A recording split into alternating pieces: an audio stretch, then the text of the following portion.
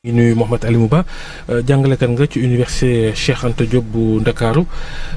rawatina ca bànqaasam ba ñuy wax faculté des sciences et techniques bu dee ci wàllu politique ci AFP nga bokk parti Moustapha Niasse bokk ci cadre parti booba. Politique nag moo fës lool ci réew mi ñu fàtte yitte askan wi ak coonoy askan wi ak yenn fitna yi ñàkkub kaaraange geeg li ñuy wax criminalité de façon générale ci réew mi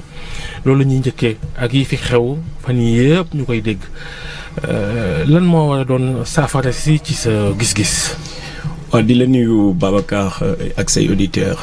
ak say téléspectateurs yëpp. di jégalu di ziara commencé sama waxtaan si ziara Maolana Cheikh Mohamed El Mahi nga xam ne c'est le contexte on parle de sécurité te tey mi ngi avec une forte délégation au Darfour mu nekk région Soudan boo xam ne yàgg nañ si guerre civile ak jafe-jafe yu rëy yu tar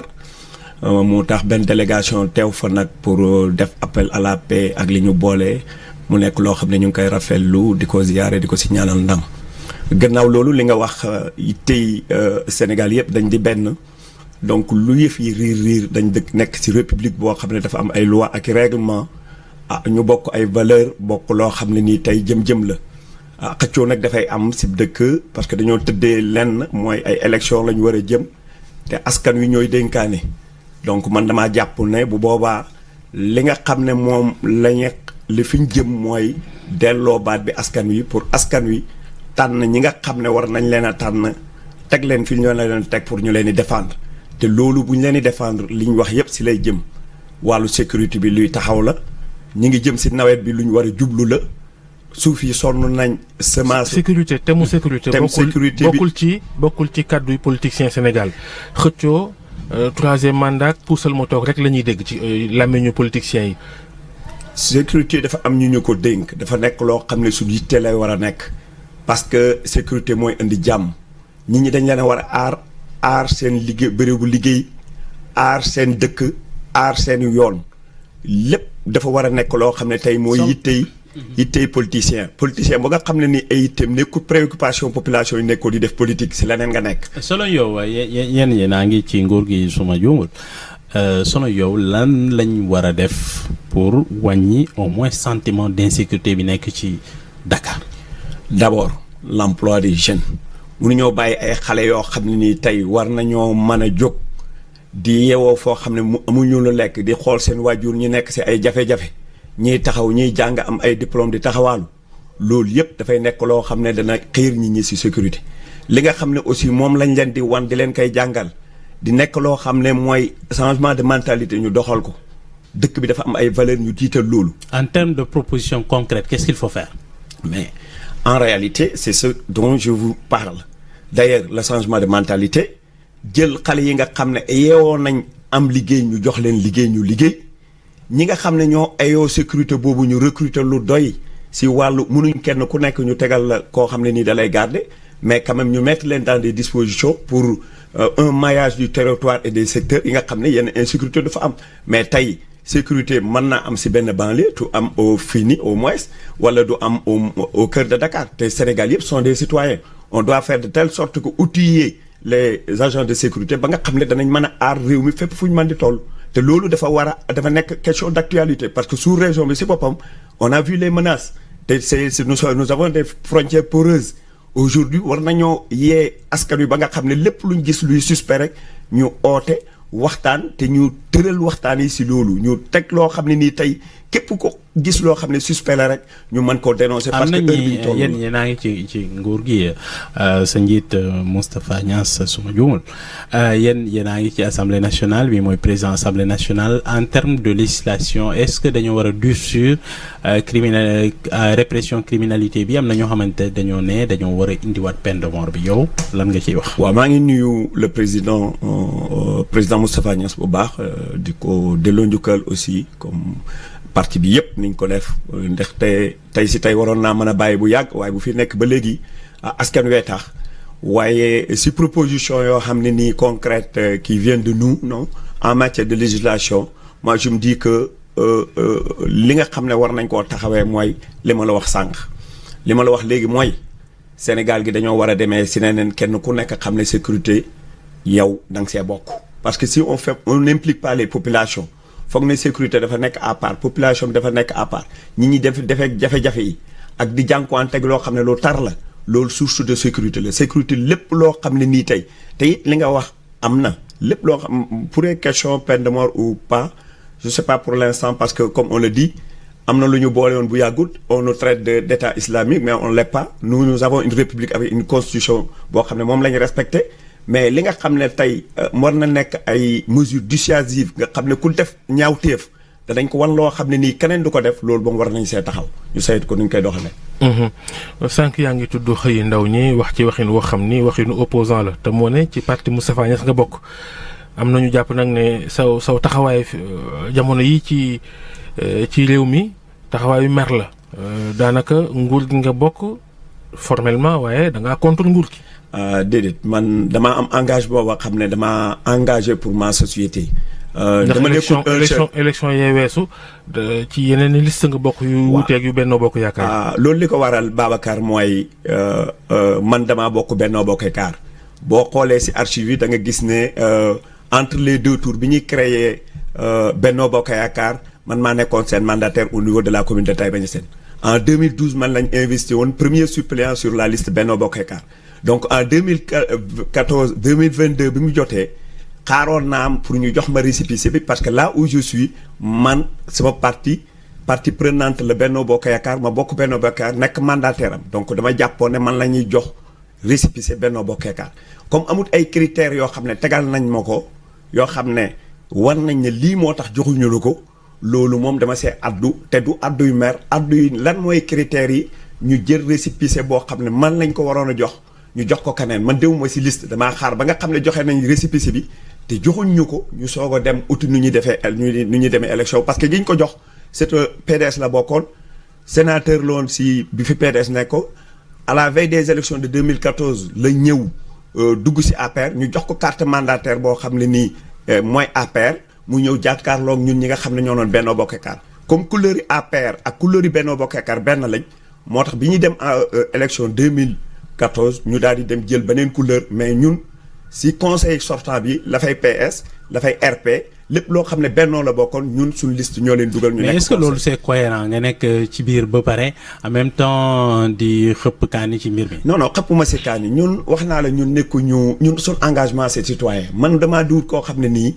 bien vrai que membre d'un parti d'une coalition du ne rek damay toog di défendre loo xam ne. c'est indépendant au pouvoir. non je n'oppose pas au pouvoir. pouvoir bi c'est la bokk. pouvoir bi bi président di jaar Kaolack jamono bi mu jógee koo dàkk ne day rassembler toute la famille de Benno dañ ma oo ma ñëw lorsqu'on a donné la parole au département de Nioro ñu jox 4 personnes devant le président dama yëkkati loxo ne d'accorduma ñi jox parole li ñu wax man engagé wu ma parce que lañ wax du problème mu Kaolack aujourd'hui on a perdu Kaolack en 2012 c'est le président Moustapha Niasse moo ko gagné au premier tour. est-ce que Macky ak Benno dinañ gagné Kaolack élection falum député yi ñu dëgmal. gis nga dañoo def erreur yu bëri yoo nga xam ne nii buñ ko rectifié wul. ñoom ku ñu jiital foofu xam nga ko. ku ñu jiital Kaolack. ci seen liste. Benno département Pape Demba bi tey laa dégg ni moom lañ jiital. waaw directeur Sénélec. waaw directeur Sénélec. borom société bi coupé courant bi fan yi non ku moom macha allah koo xam ne si kër ga la fekk baax xam di technicien di ingénieur. ma xam ko bu baax depuis 30 ans moom élection départementale yi élection yi weesu dañ ko benn booy buñ naan xaw ma Benjoul xaw ma moo ko dóor. waaw mais xam nga loolu lu ko waral. dafa am ñoo xam ne ñoo nekk si bopp bi te wuruñ faa nekk ñi nga xam ne ñoo nekk autour du président nekk cabinet président yore du buma ki bu mi loolu ñoo waral loolu. parce que bu ñu defoon la conférence des leaders jox leen ñoom ñi teg ak teg gi danañ moytu ñàkk def yenn erreurs yi parce que à Kaolack il y a des votes sanctions ñëpp xam nañ ko. vote sanction ñoo xam ne bennoo lañ bokk voté pour l'opposition loolu mooy liy tax défaite ba am faneen ak faneen nit noonu te loolu yaakaar naa xam nañ ko au lieu ñu corriger nag corriger wuñ même législative yi ñu jëm bu ñu si taxawut mais dana am surprise encore. ci wàllu AFP en tout cas tey jii ñu ngi calculer peut-être ndono bi kii di Moustapha Niasse dina bàyyi parti bi loolu la wax en tout cas ci premier semestre 2022 changé na ko wala ba léegi il est dedans ci limite boobu. président depuis le 2-3 mars 2011 bi ñuy suñ dernier congrès dafa taxaw bi ñu poste secrétaire général dafa taxaw gestu wan ñu jàkkaarloog ñun man maa ngi woon ci podium bi mu ne ñu kan moo bëgg a nekk secrétaire général 2 heures 3 heures du matin la alors bu ma gisee yenn kii yi ñu di ko wax damay wax ne nit ñi comprendre luñ alors personne n'avait levé la main pour dire que je suis candidat ça m'a un peu irrité parce que ñun la jàkkaarloo na ne kan moo bëgg a nekk candidat secrétaire général AFP 2 3. kenn ñemewul yëkkati loxo. non kenn yëkkatiwul loxo waxuma ñeme li nekk si nit ñi li tax nit ñi yëkkati ñoo ko xam man xamoon naa lu tax man. yëkkatiwu ma woon parce que pour man ma tugg ma woon taxaw foofu am na ñu ba jiitu si kanam dem si yàlla maa ngi koy saluer. bu ko doon joxe tey diggante Alioune Sarr ak Malick Diop ak ñoom seen. Moustapha AFP du xaalis du këram AFP du otom AFP du xaalisam. sa xaalis ak sa kër mais parti politique si boppam kër ga ngeen di defee réunion moo ko moom Cissé ñu fay dugal moo ko moom. non man dama lay wax man mon coordinateur je le salue Alioune Sarr c'est mon coordinateur il est l'actuel ministre xam nga ne organisation bépp bu ñu mënoon di def ñun di ko oote di ko def conférence di ko kii dañuy wax nañ cotiser man damaa jàpp ne même sama élection yi ma dem li ma si def kenn defu ko tàlluma kenn loxo ñeneen nit ñi ma xam si parti bi noonu la ñuy doxalee ki nga xam ne moo topp si nit lu ko neex nga di ko wax moom fu mu la jëmale da nga fay jëm. wala bu waxee est-ce que AFP bala ñoo sori di dellusiwaat ci élection yi est-ce que place yi leen Macky jox ci liste élection yi ñu jëm yéen doy na leen. non loolu moom wax foog naa ne sax Macky defu ko parce que vraiment gis nga boo ànd ak nit di ko néewal doole sa bopp ngay néewal doole. Macky da leen néewal doole bu baax sax. day néewal doole AFP. waxuma Macky je te parle de APR ak cabinet moom si boppam. mën naa nekk le premier responsable. mais attends Benno pour man coalition la Macky mi le président de la République. lu ko fa neexul doy jaune. mais man dama ne li ma lay wax moom laa lay wax gis nga li nga xam ne ñu ngi ko ji ne AFP existe wul di jël lu lay neex ñu koy def AFP foog ne kenn rek moo fa nekk. c'est le président Moustapha AFP moom dëgg da ngay toog ba ci yàgg ne est-ce que parti bi amati na sax ci réew mi. xam nga lu tax Babacar cër bi ñu jox le président Moustapha Niasse mooy tax doo gis kenn jóg wax wala ku mel ni man rek nga xam ne vraiment. mais est-ce que aussi c'est pas question de représentative bu fekkee ni amu leen doole boobu. question de rapport de force boo nekkee ay nit ñu dem kañ lañ gëj a dem pour au nom de l'AFP ñun kañ lañ gëj a dem 2012 dama ne dem nañ élection 2012 Kaolack région Kaolack si boppam ñun ñoo nekkoon premier ñoo raw sax waay. mais entre-temps vous avez perdu presque. diggante Kër Madiabel Thiamène Amadou Rokhek. Kër Madiabel képp rek ngeen gagné. waaw Kër Madiabel moom kii moo tax ñu kii ñu xeex APR ñoo ñuy xeex dañoo teg dañ ñu AFP yéenay jiitu ba pare teg seen candidat parallèle ba pare dooleel ko moom lañ def département Nioro département Nioro dañ ñëw tey département Nioro dañ ne buntu bi moo ko gagné Alimane yaakaar naa moom lañ investir sax au niveau départemental mais dafay am yoo xam ne nii tey Babacar mënoo ko expliquer si dans une coalition il faut que les gens se respectent man maa xamul naka ngay demee jëlee nit bëgg mu bokk si coalition bi kooku jël place ñi nga xam ne ñoo fi waroon. mais sànq wax nga am solo nga ni AFP dañ ko néewal doole biir benn bokk yaakaar. bu baax. xëy na tamit noonu la parti bi toll. non parti bi tollu noonu dafa nekk ñoo xam ne nii discipline bi ak ki nga xam ne moo nekk président assemblée nationale moom dootu leen ko nekk moom. waaw dootu ñu ko nekk président assemblée sax utuñ ko woon dafa am luy nit ñi di réeré gis nga maa ngi bokkoon ci conférence des leaders en 2012 bi ñuy déposé suñu liste bi Benno Siggil Sénégal pour ñi nga xam ne ñoom la ñuy investir boobu turu président Moustapha Niasse sax da see nekkul président Moustapha Niasse moom waa APR ñoo ko soxla dem jëli ko du suñu wàll ñun waa AFP ñu ne ñun wala Benno Siggil Sénégal ñun yéen dañ leen a sédd. ngeen bi ngeen ñëwee d'ailleurs en termes de lu ngeen apporter coalition bi lan la. bi ñu ñëwee encore une fois damay leeral loo Sénégal loo xam ne Sénégal yi dañ koo réeree président Moustapha Niasse dafa dawul si gannaaw leen dama ne la bi ñu tegee ñun suñu liste Benno Siggil Sénégal. mais mi ngi ci bopp assemblée bi. mi ngi ci bopp assemblée bi parce qu'il sert son pays. parce que fekk yaramam ma ngi koy may muy am wér-gi-yaram comme ni mu ko amee lii de ku ko ñaanal yàlla mu yokk. li xam-xam ak li muy def si réew mi ñu bëri umpale nañ ko li nga xam ne mi ngi koy conseiller ñu bëri umpale nañ ko mais comme lui il est au service de son peuple plus qu'au service de son parti parce que Moustapha bu ñuy wax le président Moustapha Niasse bu ñuy wax tey jafe-jafe AFP mais yàlla jëmmam moo tax parce que kenn du jóg def lenn loo xam ne nii da nga gis ne lii dana ko déranger ku mel ne man par exemple je suis un universitaire j'ai une liberté foofu la heurel nekk nag parti bu ñuy tabax ci jenn jëmm loolu indi jafe-jafe ci biir parti benn jëmmu déggoo li ma wax de dama ne la jox nañ ko cër ñun suñ kër yi sax noonu la bindoo gis nga mag moo am boobu cër noonu la président Abdoulaye Wade am cër boobu. mën na su la méngale kër ak parti politique foofu tamit seen njumte la. non dama ne gis nga parti politique bu dee AFP lu si bëri communication bi ñu siy def ak li si nekk bokkul AFP c'est un très grand parti fi mu toll nii te li si xamee dara mooy. grand parti kay Malick Gakou. waaw mais moom sax bu mu fa jógee léegi dañoo seetlu mel ni ak wàññeeku ci yéen. Malick Gakou sama mag ju baax la bokkoon nañ jëmmi jamono ba léegi sax dégg naa Malick Gueye wax lu rafet ci Sénégal dafa am loo xam ne moo war a am yittee débat Sénégal lan mooy débat bi du effectivement lii laa toll nii laa toll li ma déggee communication bi ma déggee tey rafetlu naa ko loolu war na fa mu ko nampee mooy AFP Malick Gakou ne représente pas grand chose ñu ko noonu ba léegi nii gis nga fa mu nekk Guédiawaye sax mënu faa nekk maire donc dafa am loo xam ne wàññiwut AFP dafa ko yéen tamit de bu fekkee ni nekku leen ci nguur gi qu'est-ce que vous représentez aujourd'hui? Non ñun utuñu nekk si nguur gi dama ne mais vous êtes dedans non utuñ laa wax